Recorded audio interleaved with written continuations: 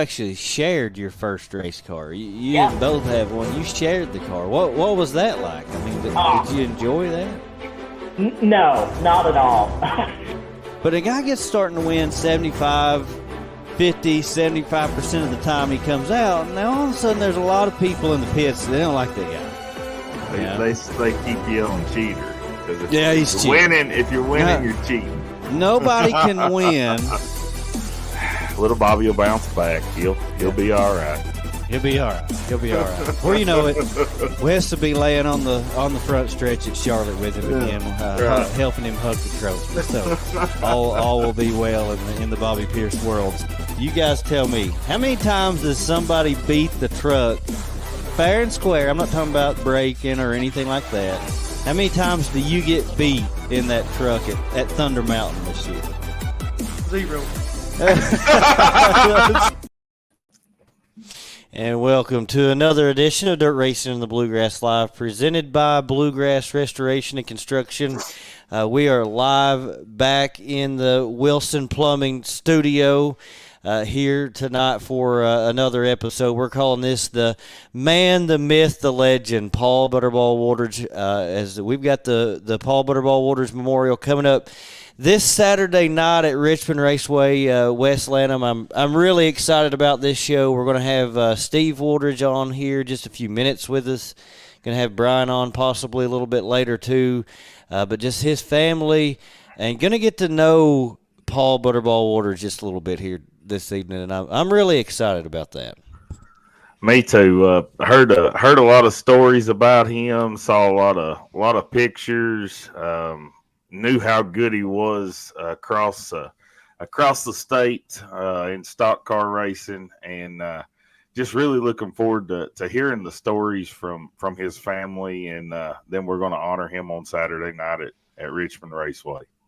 Yeah, I mean, I agree with you. By the way, you can call the Absolute Seamless Gutters hotline. That's 859-412-1287. Wait till toward the end of the show, till after we have Steve on here in just a little bit, to call the hotline. We won't have time before then to get to your calls, but we definitely want to try to get to a couple of phone calls here this evening on the show. But yeah, man, I mean, because it's funny, I've been going to the Butterball. Well, the race started the year I was born. 1988. I think I've been going ever since. I don't remember the first ones, but I'm sure I was there. I just didn't remember it. I mean, it's just, it's such a huge event for us right here in this area. You know, I grew up in Berea, and it's our big event. And but it's funny, you go all that time, and of course, Butterball's a legend. And, I've heard stories. I've heard people talk about him. Of course, I know he was a great race car driver. But to be honest with you, I don't know a lot of the details, if we're being honest. Like, I don't know a whole lot about him. And I always want to know the details of the legends and the people, the heroes, the people that we've looked up to, that we've heard about in our sport. So I'm excited about that. Can't wait. Can't wait for the memorial race coming up this Saturday night. Like I said, I mean, for us, for people like myself, grew up a dirt race fan here in this area. This is our crown jewel. This is our big one. This is the one that you dream about winning as a kid, as someone who grew up as a fan. The one you dream about winning if you grew up here is this one. This is the one you think about. So it's a big deal for us. It sure is, and to talk to the drivers that live in our area and have watched this race and now are racing this one, it's one of those races that they're going to strive to win, and this one would be at the top of their list as one that they want to win. And to hear that and that passion, from our local drivers especially, is just really cool to hear, and I'm sure we'll be talking to them more about that, on Saturday, and just really, really looking forward to this race. This is definitely a special one for us in our area here in central and southeastern Kentucky. Yeah, absolutely it is, man. And I mean, I've said it. I mean, it's one of the longest running memorial races that exists. It's just a big event. It carries a lot of weight. The name, the Butterball Memorial, carries a lot of weight. It's a prestigious event, and can't wait to talk more about it and get to know more about Butterball coming up here in just a few minutes. Before we fully move on to the Butterball Memorial, we got to talk a little bit about this past weekend, the North-South 100. We both got to go up there Thursday, Friday, Saturday night, and spend the weekend up there at Florence Speedway, and man, so much fun was had. We've only got a limited amount of time though, Wes. I texted Wes today. I said, pick your top 3 things that happened from the weekend, and we're going to discuss them on the show. So I did the same, and I figure you get 3, I get 3. We'll just name the highlights and then roll on with it, because it is back to school too. So 9 o'clock sharp cutoff. My studio's right next to Brantley's bedroom, so he's got to get ready to get back in the routine of going back to school. So I gotta roll on. I gotta get Annabeth, get her tucked in and kissed before she goes to bed at 9 o'clock as well. So we're both on a time crunch, but we definitely got to talk about the North-South 100 and our trip. So you go first with your three highlights, and then I'll go with mine. Yeah, it was tough, man. Honestly, it was really hard to pick 3 things. I know I'm going to leave stuff out, and because there was more than 3 things that happened. It was just a great weekend, so much fun. The first thing I got to talk about, though, Wes, getting us started off right on Thursday at the North-South 100. We get to the racetrack. Everything's going good. The race is just kind of getting started. I don't remember where we were in the race program. Maybe, I don't know, hot laps in, early. Maybe qualifying or something like that. And Wes drops his phone. He goes down under the bleachers. I think that's when it happened. He goes down under the bleachers. He gets his phone, and he's coming back up the bleachers. He's kind of walking straight up them, kind of skipping a step here. And I'm saying, he's high-stepping off a lot. I hope he don't fall. And as soon as I see that, I see that foot kind of go way too high up in the air. And Wes started falling down the bleachers. I mean, it was the slowest fall you've ever seen in your life. And, I said it then, and I'll say it now. You fell for 30 minutes. The craziest thing about it was, though, man, you fell hard. So, I didn't want to laugh at the moment. And Dwayne and Michelle was sitting with us, and I looked over at them, and they just kind of had, the same blank look on their face that I had. It was like we wanted to laugh, but we didn't laugh until we knew you were okay. And, of course, your wife's, she takes care of you. Yeah. Okay, yeah. That's good. She should have. And you were okay. Yeah, she gets to me, and, I'm still laughing. My hat's over on one side, my sunglasses over on the other, and I'm like, what happened? How did this happen? I'm still smiling. I'm still laughing. And she's like, oh, my gosh, are you all right? You hit hard. And I'm like, I know I hit hard, but I'm fine. I popped up. I was like, yeah. And I just kept going. But I really don't know what happened. But you said I fell for 30 minutes and I was high stepping. And when I start that high stepping, I've probably drunk too many adult beverages really fast. And it was hot and we was having a good time. And I didn't feel nothing, but yeah, I did hit hard. I think that might have had something to do with it. Yeah, well, that's the difference between me and you, though. You fall and you get up and you're smiling and laughing it off. If something like that happened to me, I might have just went to the house. I'd have been so embarrassed. But, glad that you were okay. And it was funny, too, because the whole night you'd walk up and down through there, and every time you would walk by somebody, they would kind of hunker down, If he goes down again, I'm going to brace myself for the fall. So, the fall. That's the first thing that I'll always remember from this year's North-South 100.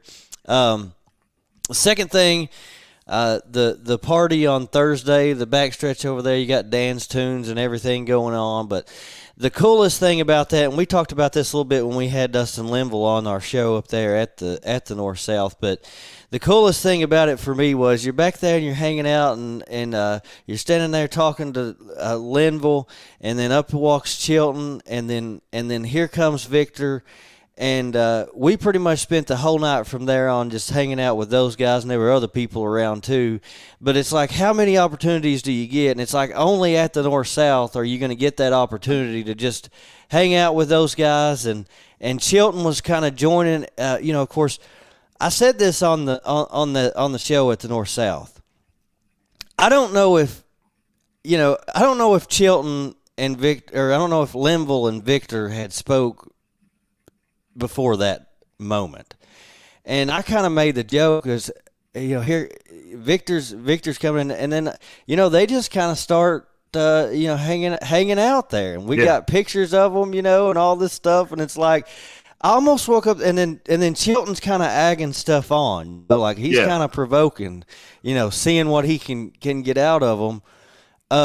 But I almost woke up the next morning and was like, was I dreaming that that all happened? Because it just seemed so surreal that was happening. It definitely seemed surreal, but I had proof. I had the pictures on my phone, and what a cool picture. That's one that we all need to get framed and hung up on the wall, because that was a cool night. And just to talk racing with those three guys, three of the top names in our era of dirt racing here in the Bluegrass, and the history that they've had, the grudge matches, the wrecks, the fights, the disagreements, the helping each other at the track,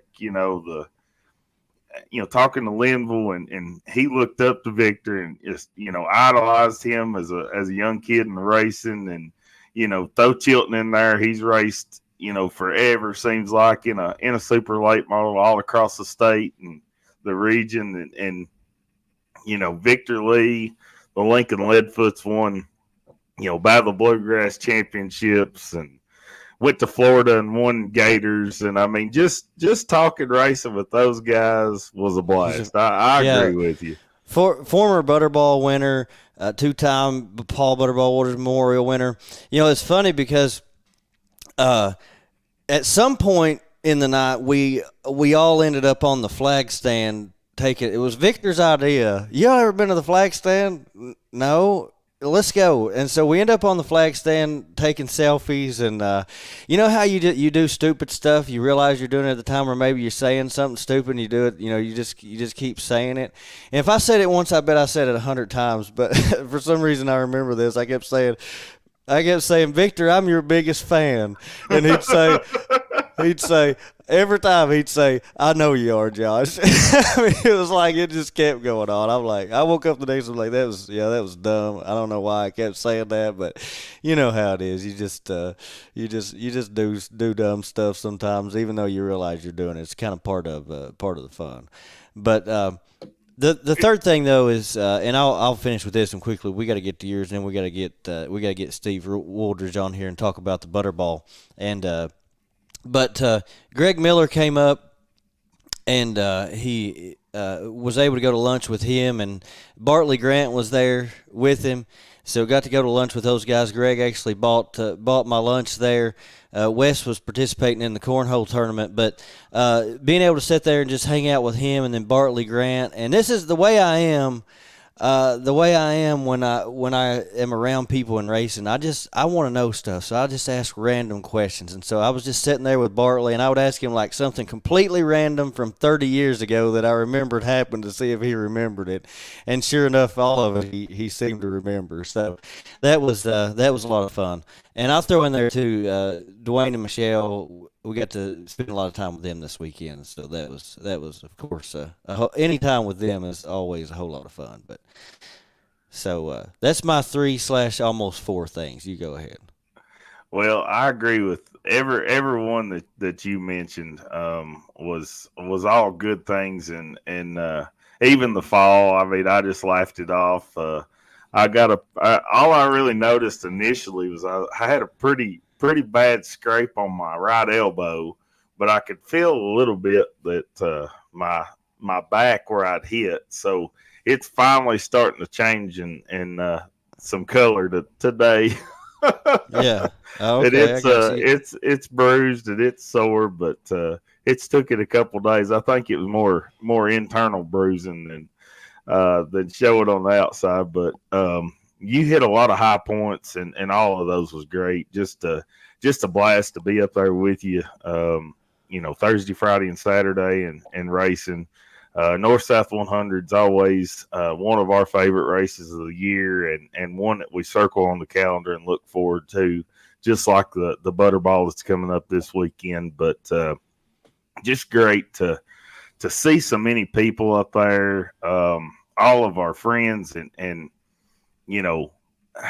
race fans that we only see a handful of times a year that come in from all over the country and camp or stay in hotels, and we get to visit with them, and it may be only once, maybe twice a year we get to see them, and then others that are there we see about every time we're at the racetrack. So just that's one thing that's always really good, especially up there. And this year's North-South 100 broke the record for most of fans attending on Saturday, but even on Thursday and Friday the crowds was crazy for those 2 nights as well.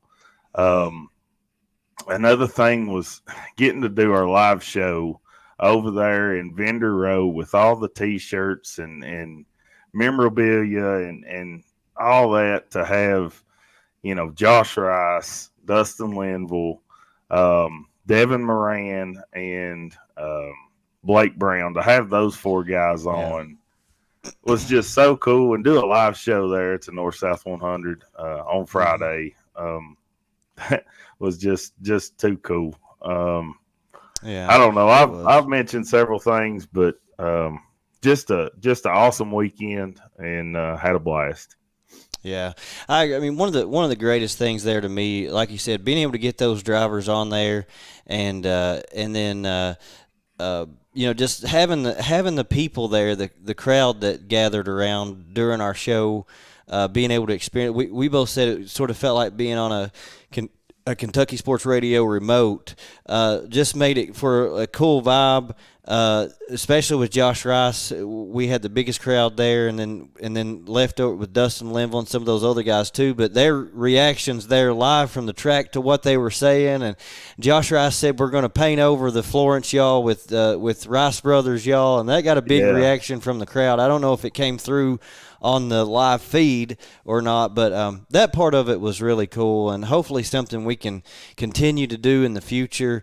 Because I said, if that's imagine if we could get Florence Speedway behind that, and they could advertise it and help us sort of push it. How big a thing that could be, being able to get the drivers out there and just talk to them like we do normally here on the show, but do it live there from the track, which just really was a lot of fun. Oh, that would be way up there if they would back it and push it and promote it. Man, I mean, as cool as what we put together was, if we could get the track and maybe Lucas Oil and everybody involved to kind of push it, I mean, sky's the limit. But that would be really, really awesome if we could do that. It would. Which, I mean, what we did was just unbelievable, but to actually have that kind of push would be even better. Yeah, it definitely would be. Just a couple notes here that I wanted to make sure we mention here real quick before we go to our commercial break. But I spoke to the owner of 191 Speedway, the folks that just bought it. Willard Lawson was the gentleman that I spoke to earlier this week. He called me. They're really working hard up there at the racetrack to get it ready. They've got a big event coming up the very last weekend of August that they're looking forward to. Nice guy. He's got big plans. They're starting off with a big show up there. So looking forward to seeing what they do. Also spoke to the leaseholder at Ponderosa. He's getting things in order, and they're planning on having an open practice. I think it's Friday night coming up. So they're still trying to get details and everything, and some stuff worked out there to be able to have a race. But really looking forward to those two places getting back started. And it was good to sort of hear from both of those people. I know there's been a lot of questions and things regarding Ponderosa. And some unknowns there.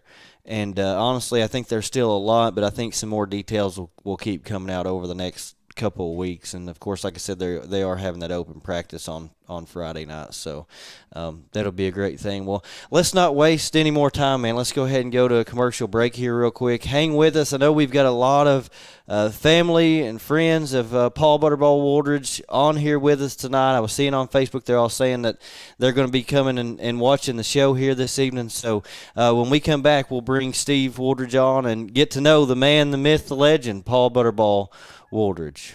Everybody share this out. Hi, I'm Chris Lowry with Bluegrass Restoration and Construction.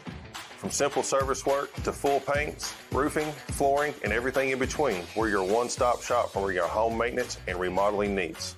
Our family has been serving the Richmond area for 3 generations, and we're proud to continue that today. You also voted us the best general contractor in Madison County in 2022. We thank you for that honor. Give us a call for all your construction needs at 859-353-1133. And welcome back to Dirt Racing in the Bluegrass Live. This guest segment is brought to you by Fast Track Plumbing. We appreciate our friends over at Fast Track Plumbing. Give them a call for all of your plumbing needs. We're now joined by the son of Paul Butterball Wooldridge Memorial. See, I just say it's like automatic Memorial, but Paul Butterball Wooldridge, Steve Wooldridge. Talked to you a little bit earlier on the phone. Got all this arranged all today with the help of Brian. But, Steve, it's good to have you on here with us tonight.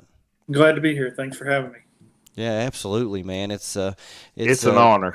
It really is. Yeah, Wes is right. It's an honor to have you. I've been so excited about this, and like I said, it's just a cool opportunity to get to know someone that we've celebrated. To get to know about someone that we've celebrated my whole life with that memorial race at Richmond. This year being the 37th annual, which seems kind of crazy. It's one of the most prestigious, longest running memorial races in the country. That in itself has to be really cool for you and all of your family. It is. We look forward to going every year, and there's some years we can't go, but almost always there's one of us there to show our support. Yeah. Well, I want to get right to it. Just kind of want to get to know your dad a little bit. We know him by the pictures that we've saw throughout the years, the famous race cars and all these pictures and things that we've seen. We've heard little bits and pieces of who he was as a driver and so many things, but we called this the man, the myth, the legend. We want to get to know every part of Paul Butterball Wooldridge. Okay. Tell me what did he do for a living outside of racing? Who was he? What did he do for a living? Well, when we were growing up and when I was young, he had a record business and a salvage yard. He did that for probably until '74. The tornado went through and kind of destroyed that business. Still did it a little bit, and then he started what we call auction business. We called the auction barn, and traveled to auctions and sold furniture and antiques and things like that. So, but the record business was his big business at first. He had a filling station and then a big salvage yard. Him and his brother. So. The tornado. You were telling me about that a little bit earlier because I told you we've got about 25 minutes or so here tonight, which is a relatively short amount of time. But we'd like to come and do a show on the road and kind of see something. But you said the tornado went through, and a lot of the artifacts and things and trophies and other things got destroyed in the tornado in 1974. It did. He had a room. It was our front room when you walked in. It was nothing but trophies. And it absolutely destroyed it. He had whiskey bottles he collected too, but from Meadows Brooks, another race car he drove. But that was the tornado took a lot of his stuff away. But we've got a few of the trophies, not a lot. After that hit, we saved some other trophies. He wasn't big into trophies after a while because he said you couldn't eat them. So. That's funny. Yeah, you can't eat the trophies. Right. That sounds like a race car driver, man. And one night I said, you're always running the trophy dash, but you never try to win it. He said, well, I don't want to tear my car up. And he said, that trophy, it's not worth $20 to me. So I said, well, all night I told him, I said, I'd really like to have the trophy tonight. So end of the night, he gave me that trophy. So. Did it? I imagine, being a National Dirt Late Model Hall of Famer, Kentucky Motorsports Hall of Fame. He's a Hall of Famer, so I'm sure he had plenty of trophies to go around. He did, and his name was probably his biggest trophy. Just how he represented himself and the racing. How he raced fair. He didn't try to wreck people or nothing. He was very clean. Yeah. Well, cool. Yeah. So what you mentioned the business there, that the business is, I should say. So where did he live? I think you live close to, or maybe at the same place he lived. Where exactly is it? I live in our home.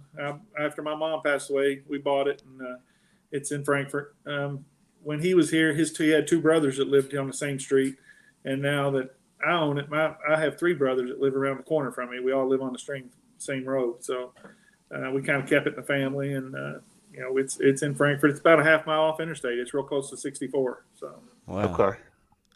Well, that's awesome that you all live right there in the same area, and kind of on the same street. That's so it's when the tornado hit, there was 28 of us that lived here, and of course it took everybody's houses, so we had to start over. Everybody did. So but everybody rebuilt, and we kind of hung around here. Yeah, that's cool. So it's a close family there, and close family. They're your brothers. You get mad at them, but they're still your brothers.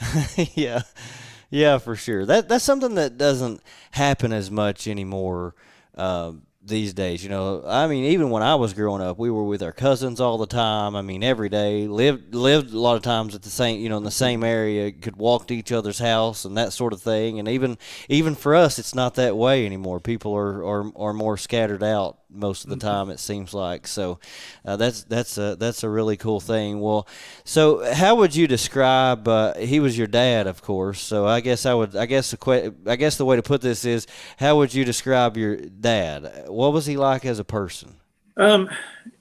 He was very giving. He always tried to help everybody. If they went to the races and there was 15 people with them, everybody sit down. He'd buy supper, dinner, whatever. He'd probably give away more than he ever had. He was that's the person he was. And but now he could get upset occasionally. You knew it when he was mad. Yeah. And he was just a good person. He liked people. He liked talking to people. Liked being around them. I think that's why people. And I'm kind of modest, but I don't hear a lot of bad things about him. Usually when somebody's talking about him, it's about, hey man, he was a great guy, a good racer, good friend. And when he passed away, I've probably seen more grown men cry at a funeral than I've ever seen. Of course, he was young. He was 57. Yeah. Had a lot of friends, and and they were more like brothers than they were friends. So yeah. And that's one thing we talk about, even today with the dirt racing community, but especially here in the state of Kentucky. Like, we may beat and bang and race each other hard, but if anything happens, we come together. We're just a big family, and when there's tragic events or we always come together and take care of our own. Our racing community steps up, and we're just like a big family even today, and that's what I love about it. Yeah, he treated everybody like family. He was, Now I'm sure there was people wasn't his best friends, but yeah, but exactly.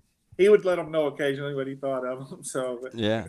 Well, you can't be friend. You can't. Nobody's friends with everybody. At least I'm not. So that's just part of life. But no, I mean And I was talking to someone actually this past weekend about this. It's like to have a memorial race, because there's a lot of them now. Of course, way more now than there were when the Paul Butterball Wooldridge Memorial began. I imagine when that memorial race started, it had to be one of the very few around. It's one of the longest running, so it had to have been at that time. But, I mean, to have a memorial race, because there's so many of them, and unfortunately you can't have one for every single person. I feel like to have a memorial race, your impact on the sport has to be just far-reaching. Like you had to have had such a huge impact on people and on the sport as a whole in such a great way.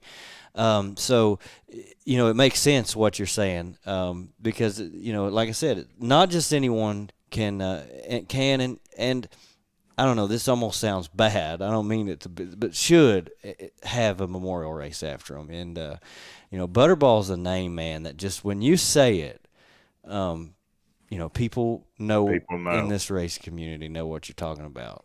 Right. So someone asked here too, if you got questions, put them in the comment section. We'll try to get to some of them. How did he get the nickname Butterball? That is one thing that all his close friends are gone, and I have no clue. Never Really knew it. Oh, and that's the one name I said I have no clue how he got that nickname. Really? Yeah. So, I mean, he was a big guy, but I don't think that was it. I don't think anybody called him making fun of him. But that is one question we've always asked. I wonder how he got that nickname. So. Yeah, it's interesting that would be the thing that no one would, because we always ask that. How do you get your nickname? Yeah. Yeah. I've got some articles from the 50s from where he raced, early on, and it was Paul Wooldridge. And then the more he raced, then the name started coming in there, and I never knew how he got it. Yeah. Someone said he was a mysterious legend, and I wonder why they did, because I've always felt that way too. Like, like I said earlier, the pictures, you've seen the pictures, you've heard little bits and pieces and stories here, but in so many ways he does seem kind of mysterious. I mean, he was before my time, so it's kind of like, right. You never saw him. You've just Right. sort of heard about him. Right. And you don't see videos. Like, and I don't know, I wonder if some of that is just his time period was before this that come out, I think. And I think that's part of it, because, I'm going on 60 now. And if you were 50 to 60, you went to the race, you know who he was. But, the older people understand him and seen him and what he was about and how he did. But anybody below that, they heard the name at the races, but that's about it, Yeah. So, what are some memories outside of racing? What are some memories that you have personally, besides, you talked about him being a good, just a great person, a friend to a lot of people and all that. What are some memories that you have? One thing, he was really good at trading stuff. People always said he could leave the house broke and come back with a car and $1,000, because he was such a trader. He could trade and knew how to deal, and just the things about him. He was kind to people, and that was my biggest memory of him. He was good to people. He really cared about his family, and he started having the grandkids started coming around once before he passed away, and he would take them wherever he was going to an auction. He said, "I'm coming to get them, have them ready," and they would go with him. If they were going to a race, I'm coming after them. And he didn't ask; he just come and got them. But, but he just he was just a good person to us. Yeah, all the pictures show him in what looks like a white T-shirt. That was his. That was one of his things. If you've seen one, it's like a tank top T-shirt. Yeah, he's got the straps on the shoulder where the dirt was. Uh-huh. He's standing next to 77 there in the picture with it. And, I mean, he was filthy. But he got hot. Yeah. So one of the racing stories I always knew is when they run a 100-lap race, which was common back then, he would get thirsty. So they put him took a washer jug and cleaned it out, put a hose on it, put it down beside him so he could get him a drink during the race. But it was so low, by the time he got the water to him, he had to get a breath and he'd go back down. So finally, they put it above him. So then when he started sucking on, he couldn't get it to stop. So Man. He said he was soaking wet when he got out of the car. So. Yeah. Oh, that's funny. But is that what he raced in at that time, though? I mean, was that what he raced in? A T-shirt and looked like some jeans? Probably, yeah. It was like Dickie work pants or something is what he raced in. Yeah. A pair of work shoes, Yeah. And his first uniform was a full piece, and I guess he had it when 59. He was driving 59. I'm sure you've seen the pictures with the vinyl top car. That's the one he had that most of. I remember him driving with that one. And when he drove for Napper and him, he had to have it because they were starting to come out more safety. So what we did is me and him and my mom, I never will forget this. We drove to Louisville, went to a clothing store. He bought a white shirt, a white pair of pants, and he had the guy sew orange stripes down them to make it look like a racing suit and put his name on it. So it looked like instead of wearing a racing suit, he had that so it looked like one. It wouldn't stop the fire for nothing. So, but he just they were hot. He didn't like them, and that's why he didn't wear them. So. Man, yeah. That's cool. I mean, safety's come a long way. You can't get on a racetrack nowadays. You wouldn't be allowed on a track without a full racing suit. So Oh yeah, we're just a face helmet, just a bubble shield anymore. You know, yeah. And that was his thing. He raced. He had his head down. He always kept his head down a little bit so the air wouldn't get up. But you could always see that cigar and watch that cigar glow going around the track. I don't know if he smoked them or just kept them in his mouth. Well, tell us about the cigar. That's one of the things that everybody and myself has always been intrigued, because the pictures, especially of him in the race car and that red glow of that cigar.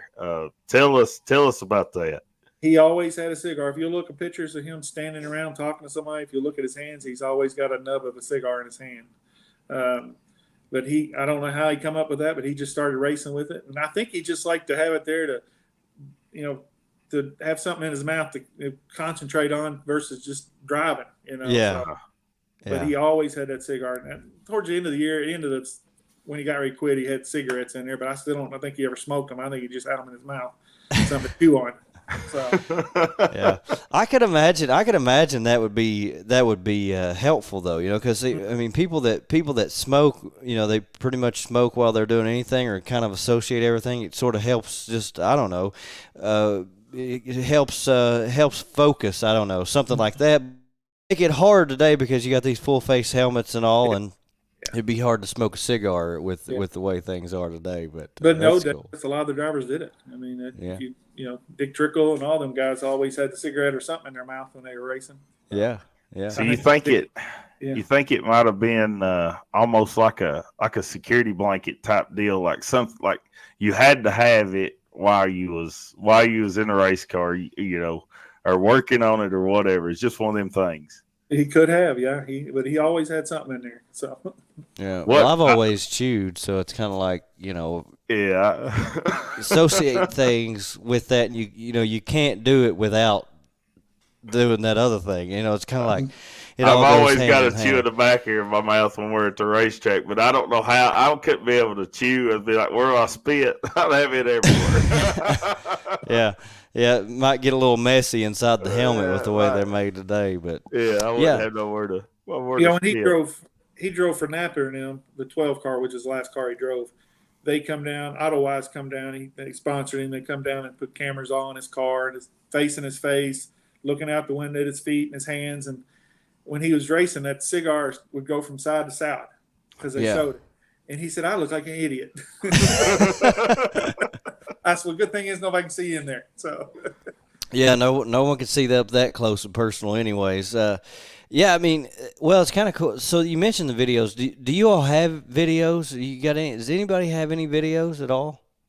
I don't have anything video wise. No, but that one they come down and showed us, and we were supposed to get a copy of it, and never got it because they stayed a whole week with us. I mean, they showed him doing his auction stuff, and then going to the races, and it was a whole week of stuff. They were making promotion films for Autowise, but I never got a copy of it. Yeah, I've tried. That would be.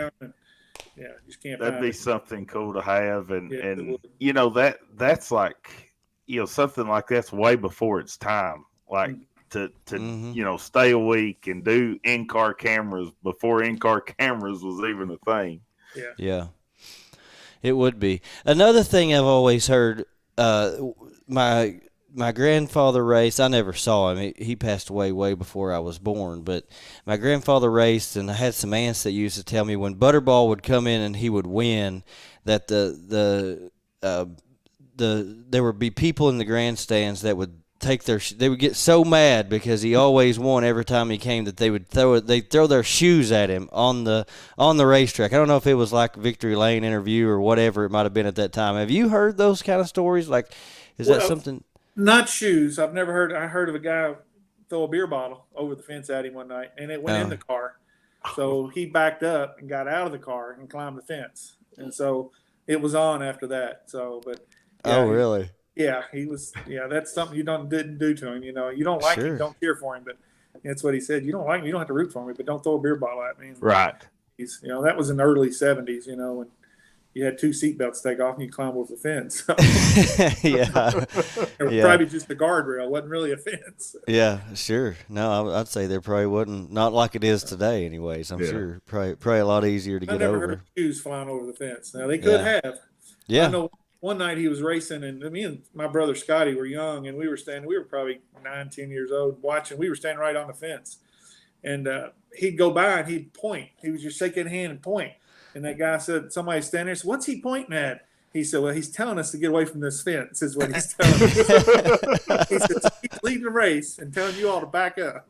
Oh man, that's funny. Yeah, had the composure to watch out for his boys there and tell them to get off the fence. So he's out there.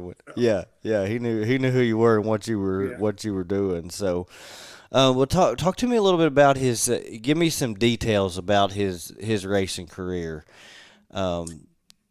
Hit the highlights for me. He started in the 50s, of course, racing. He won. There was a car they called ZZ. I'm sure you've seen a picture of it, but it was a good ride early in his career, 68, 69.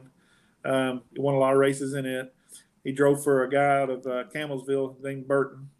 His old car number, I think every year they change the number. Went like 72, 73, 74.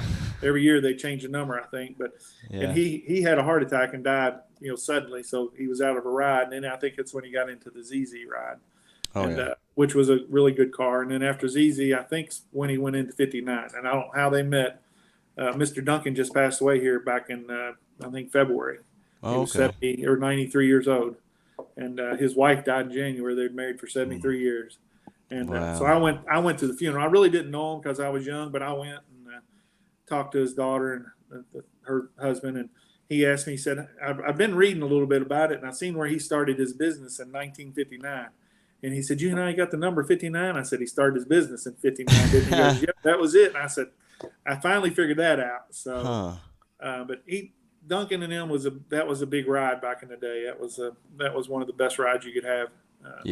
And 71, 72, they won 81 races or 84 races, 84 features. Won 51 one year and 34 the next. And won everywhere. It wasn't just local tracks. They went to Florida, Ohio, different places. And then he went from there. He drove for Ray Callahan at Bullet Chassis. Mm-hmm. Drove for him for a while.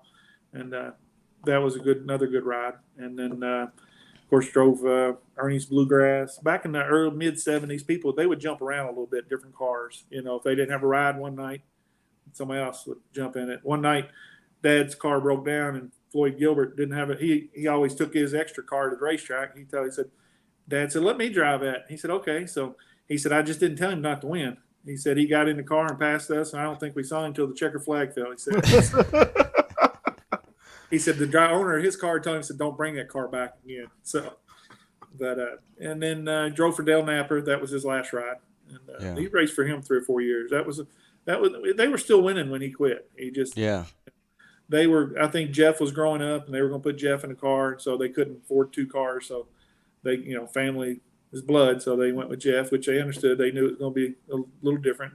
Sure. Dad almost started his own, but he was about 52 years old at that age, and he said, it's hard for me to see anymore. So I don't know if you remember Harry Rainier on the Kel Yarborough's car. We went up to his office in Versailles where my brother did, and walked in and asked him, said, I'd like to see Mr. Rainier. And she goes, would you have an appointment? He said, no. And said, just tell him Butterball's here. And so he come out and said, took him in his office, and Dad told him what he's wanting to do. He said, go get your car, whatever you need. And he said, I got an old hauler we can use. And he said, don't buy a motor. I got the best motor man in business, which was Yates at the time. Oh, wow. So, but Dad was going to get Callahan to help him, but he just said, I'm just getting old. I'm time for me to quit. So, and when he quit, he never went back. He went to maybe 4 races because he knew if he went, somebody would get him in a car and he'd be right back in it. So. Yeah. So still winning all the way up to the year. Yeah. I think he won like 14 races that last year he raced at different places. But he just said, I think it's time for me to stop. So. Well, that's cool because, it's very rare that a racer is able to go out on top. Usually toward the end of their career, they sort of fade a little bit in performance. Just I think for natural reasons, but it's rare for someone to go out still win 14 races the last season they race. Yeah. He quit in '82, I think. So last year he raced. So Okay. and because I was a sophomore in high school, but yeah, it's when he stopped. And like I said, he probably went 3 or 4 more times. Was that hard on him, you think? I mean, was it, even though he No, because it was a little bit, I think, but he was doing his auction stuff, and it was a lot of weekends. So I think he filled his time with that versus racing. And, because that would be long days and nights. He would have to go places. But usually, we'd go to Richmond to an auction or Somerset to an auction. Of course, everybody knew him because that's the places he raced. So we'd walk in and everybody would start talking to him. So he still got to see a lot of friends and a lot of people. Okay. So, I just I imagine it'd be tough. So did he go to a lot of races, like to watch or just to be there after he quit racing, or was no, he kind about of done with it? 4 or 5 times about all he went. Yeah. We seen Fats Coffee probably 2 years ago Christmas. We went down visiting, me and a couple brothers, and something happened one night. He went to the races, and he stood up there next to Fats' wife while he was racing, and she said the whole time he was saying, "Oh, he's okay. Watch him. He'll get him here in his corner." And sure enough, that was what was happening. She said it was like they were reading each other's mind, But yeah, he just didn't go back. I think he knew if he went back and kept going, that he'd get in a car again. Yeah. I could see how that'd be difficult. Yeah. Karen says King Edward's cigar of choice for Paul Butterball, Wooldridge. So somebody asked that earlier, and I missed the question, but yeah, so that's good to know. What was Butterball's most prized / favorite win, and who was one competitor that just seemed to have his number? I guess him and Floyd Gilbert probably raced hard. I mean, would be the battle between the two. That Floyd could beat him a little bit, or maybe even Tom Helfrich. He was young, starting to come up. He was a young gun. But Floyd Gilbert said it best once. He said, when Butterball was driving 59, not many people beat him. So probably one of his best wins. He won a big race at Clay City back in '71. It paid $2,000, which in '71 that was a lot of money. Sure. So I'm sure he had some other ones that meant some more to him because I've seen him win double features on nights when they had a Richmond race at Richmond one night, going into a corner. It started raining. 3 cars made it out of there. And then, so it was Dad, Coffee, and Snowden. So the next week they finished that race. Dad won it and then had the regular show, and he won that one too. So, and that was in '59. I think it was in like '76 or so. Yeah.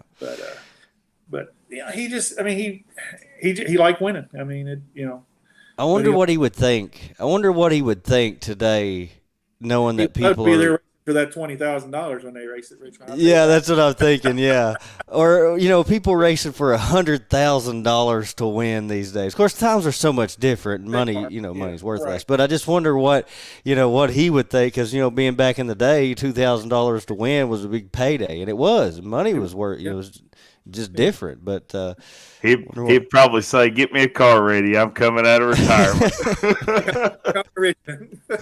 Put that 59 on it and let's go. Yeah, let's roll with it. And a friend of ours said one of his good friends said, he was probably about 10 years ahead of his time as far as the money in the cars. That he could have been that much even better. So what was it about him you think that made him so good? Like what was it about him? I think he was patient. You can't win a race unless you finish it. And I think he would stay out of trouble until he needed to go, and he knew when he needed to go. Unless he was up front and started up front, he would go. But, back then they would start, you'd draw a pill, you could start the front, the middle, or the back, be it back starting in 20th place. And I really think his patience is what made him a good race car driver and staying out of trouble. Yeah. Because, I talked to Napper.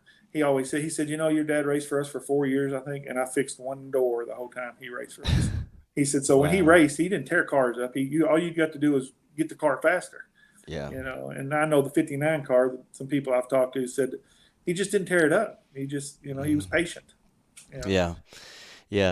Gary Will, I think I saw he said he's watching from Florida, if I'm not mistaken. Yeah, I saw that.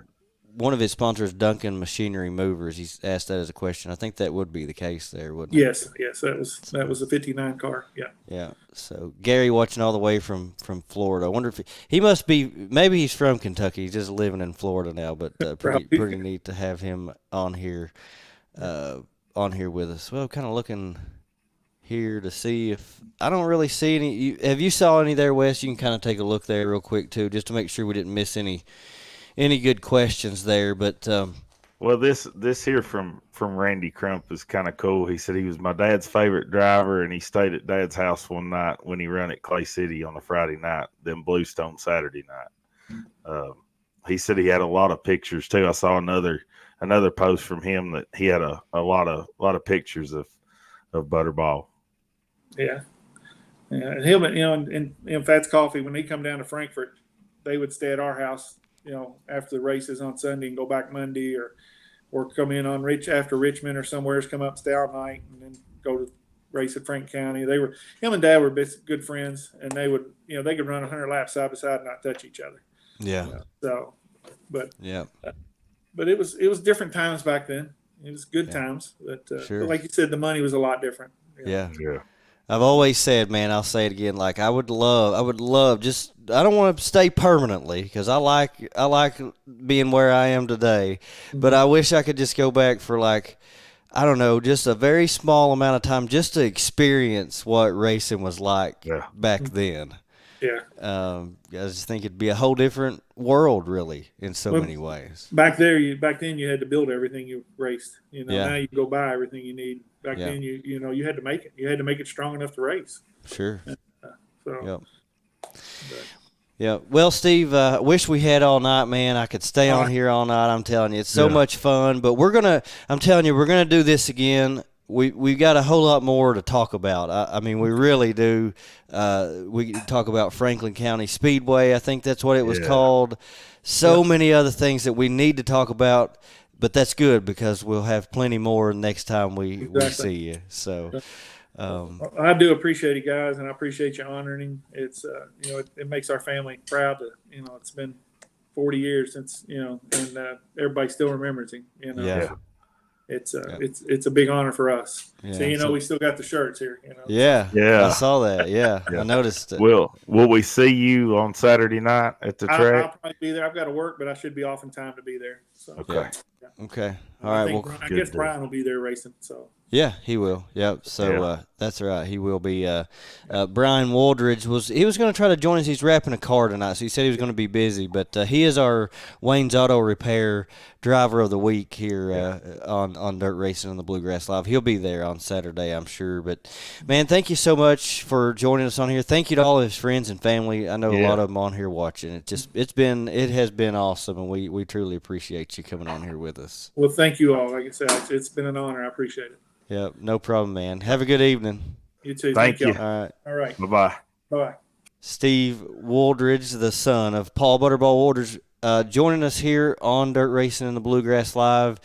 Man, things like that, I'm telling you, if no one was on here watching, I wouldn't care. Yeah. Just for myself personally to be able to just experience that and hear all those questions that I've always wanted to know and never really had a way to know those things. Yeah. And we just scratched the surface tonight. So definitely try to get something set up and talk with more of the family and learn as much as we can about the mysterious legend as he's been talked about, and just cool to have Steve on and just the stories and the guys that he raced with. Really, really cool to have him on the show today. It is so cool. And in the future, I know a lot of people don't have Facebook. Those of you joining us here that normally don't watch our podcast, this is also available on YouTube. So look us up on YouTube at Dirt Racing in the Bluegrass. You can watch on YouTube if you don't have Facebook. You can get this on Apple Podcasts and several other ways here that we talk about racing here in the Central Kentucky area each and every week. So we have a lot of fun doing it. So well, Wes, we better move right on along with the rest of our show here. Got a lot more to talk about the Butterball Wooldridge Memorial coming up this weekend and several other things. But one thing I've heard a lot of people say here recently is every now and then we need to talk about something that is not racing related, just some kind of random topic. And so I'm like, you know what? I'm not very good at that. And then the other part of it is, man, the racing people I'm around, you know what? They don't want to talk about anything but racing. So I don't know why. We're talking about something else besides racing, but you know what? Let's do it. Top 5 most unpopular opinions. You ready for it? I'm ready. Saw this today, man. It's going to blow your mind. All right. So top 5 most unpopular opinions. Number 5, Rocky Top is actually a good song. That's a terrible opinion. It's a terrible opinion. It is horrible song. Unpopular. It's horrible, horrific. Can't stand that song. It gets in my head. You hear it once, and all of a sudden I'm singing Rocky Top. That's the worst thing you could possibly do as a Kentucky fan. Number 4, Reese's has the consistency of drywall paste. That's not true either. Wes, I don't even know what drywall paste is. I know what drywall mud is. But I love Reese's, so. I don't know, man. Reese's is good. That's a terrible opinion. How could anybody be American and say something bad about Reese's peanut butter cups? Come on. Number 3, Buc-ee's is overrated. So I've got to agree with this one. Buc-ee's is overrated. It's like 5 minutes from my house. You pull in there, there's like 700 other people in the same store. The brisket ain't good. The pulled pork, you can get a better pulled pork sandwich at any dirt track in Kentucky than Buc-ee's. Half the icy machines don't work. That place is absolutely overrated. The only reason I go there is to get the ethanol-free gas for my lawnmower. That's the only thing Buc-ee's is good for. So, yeah, I agree with that one. Yeah. Number 2, noodles do not belong in chili. That's a terrible opinion, man. That's a terrible opinion. I like noodles in chili. Surely everybody eats noodles in their chili. I mean, macaroni, spaghetti, I don't care, but chili's got to have noodles in it. It's just kind of part of having chili. I don't see. Wendy's is pretty good. I'll give it that. Wendy's is pretty good, but it don't have noodles. But I got to have noodles in my chili. Yeah. Let us know if you disagree. All right, and number 1, this is the worst opinion of all opinions that's ever been. Winter is the best season. Man, that's terrible. No, I don't know why anybody would say such a thing. I'll take summer, fall, and spring, all 3 over winter any day. I don't like the cold, the snow, the ice. I just don't like it. My hands and feet get cold, I'm done. No racing going on? No racing going on. I mean, it's terrible. It really is. Winter is a terrible thing. But yeah, no, I mean, I don't like it at all. I always say, I don't care how hot it is. I promise one thing you'll never hear me do is you'll never hear me complain because I know winter's coming and I can't stand it. So I'm not going to complain over the heat. I love the heat. Yeah, and it'll be here before we know it, unfortunately. So there's your 5 most unpopular opinions. There you go. So there's your unracing related topic for this episode of Dirt Racing and the Bluegrass Live. We better get on with the Keltner contracting weekend outlook, Wes. We got a lot going on this weekend. We do. We've got a lot going on. So for your Keltner contracting weekend outlook, Friday night, August 16th, the inaugural Tim Breeding Memorial at Mountain Motor Speedway. 5,000 to win, Ultimate Heart of America, Super Late Model Series, 500 to start. Regular show and all other classes. So that's kind of almost like a prelude to the Paul Butterball Wooldridge Memorial race on Saturday. So go check that one out. And another thing, I know Josh mentioned it earlier, but open practice Friday night, any class, all classes, Ponderosa Speedway from 7 p.m. to 11 p.m. So go out, check the new owners out, get some practice laps on your cars. Should be a great night there at Ponderosa Speedway. And then for Saturday, August 17th, another really big night of racing here across the Bluegrass State. As we mentioned, 37th annual Paul Butterball Wooldridge Memorial, 12,059 to win at Richmond Raceway, 1,200 to start, 200 to win crate bonus, 1,259 to win modifieds, and 559 to win Crown Vics. So should be a awesome show. Packed house, fans and cars. Really, really looking forward to that one. Josh and I will be there. Then in Corbin, you've got Thunder Mountain Speedway, front wheel drive frenzy, 1,000 to win. They might have 50 of them things. 100 to start. Should be a great night of racing there on the mountain for the front wheel drives and regular show and all other classes. Mudlick Valley Raceway, 4th annual Mike Carver Memorial Race for the KDRA Superstocks, 1,000 to win. Go out and support them, KDRA Superstock drivers. Regular show and all other classes. Willard Speedway's running on Saturday night, a regular show. And then Lake Cumberland Speedway has their Demolition Derby, one of the biggest events. Those guys love their demolition derbies there in Burnside, Kentucky. So lots to do on this upcoming weekend in the racing business. So going to be another great weekend. Just get out and support your tracks. One of the things I've heard about the Butterball this year, I've heard people say they cut the purse. Wes, they did not cut the purse. It's $12,059 to win. It's a one-day event, but the overall purse is still the same. It's just spread out through the field. Some of what was there on that top end for the winner's purse has been spread throughout the field, which is really better for everybody. It's going to be a great Butterball. Can't wait to see it. Not a cut purse. It's more throughout the field, which I think is a smart move. No doubt, to be honest with you. Oh, yeah. It's a very smart move. I mean, 1,200 to start. Yeah. I mean, that's awesome. Yeah, and it is. The pay throughout the purse is just really, really good. That's a great decision, in my opinion, to do that. So, yeah.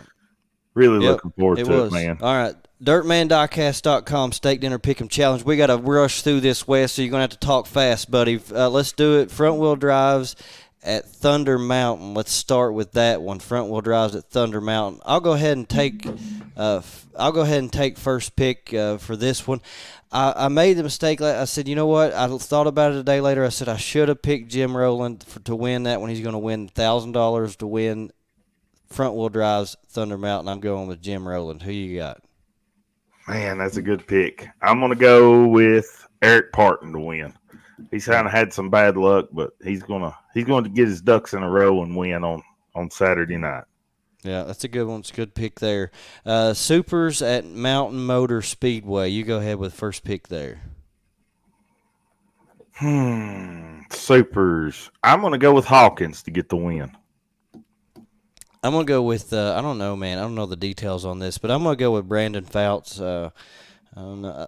I've seen him in the crate a lot this year. I don't know. But anyways, I think Brandon Fouts is going to be my pick there at Mountain Motor for the 10 Breeding Memorial for the Ultimate Heart of America Super Late Model Series. And then the big one, the Paul Butterball Wooldridge Memorial, coming up Saturday night at Richmond Raceway, $12,059 to win. We've talked about it all night.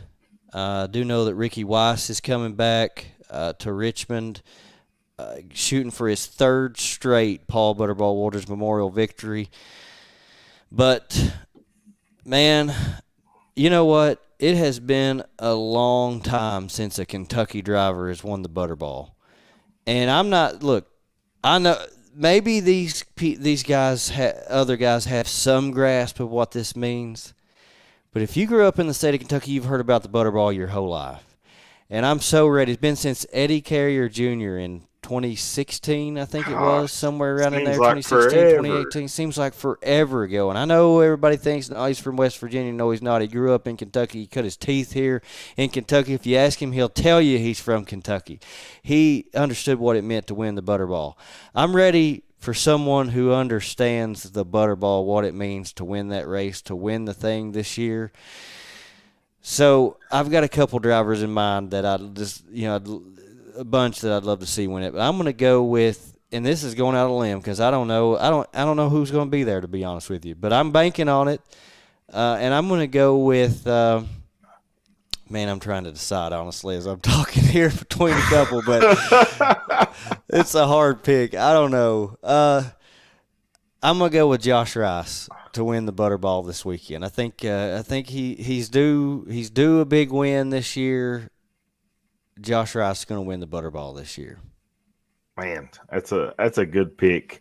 And I'm just like you, man. I really would love to see a Kentucky driver win this race, because I know how special it is to our drivers, like I said, here in central and southeastern Kentucky. Man, crazy. I'm like you. I've got too many choices, things running through my head. I'm gonna go with the Rooster, Dustin Linville. There you go. He gets the win on Saturday. I know that this win for him would mean the world, and so I'm picking the Rooster. Yeah, I mean, I hope so, man. And I hate to be that way, but I tell you, at the end of the day, I'm a homer, and I want to see somebody local win this thing. I just can't help it. I mean, I just want to see that so bad I can't stand it, and I hope this is the year. Yeah, I really do. I got called a homer at Florence. Devin Moran called me a homer when I put the North-South 100 above the Dream. Yeah, you did. I know. Yeah, so you did. All right, buddy. We better jump off here by Young and going to bed over here next to us, folks. It's been a fun show. Glad we got to honor Paul Butterball Wooldridge. Thanks to Steve Wooldridge for coming on here. Thanks to Brian Wooldridge for that contact. I know he wanted to come on here, wasn't able to get done with his job in time, but that's all right. Can't wait for Saturday. It's going to be a fun time at Richmond Raceway. I can't wait. Everybody come out, see us at the track, holler at us. We'll have T-shirts for sale. Just going to be a great night of racing, honoring Paul Butterball Woolridge. Just can't wait. Yeah, that's right. All right, we'll see you at the races. Have a good night, everybody. Y'all have a good night. Thank you.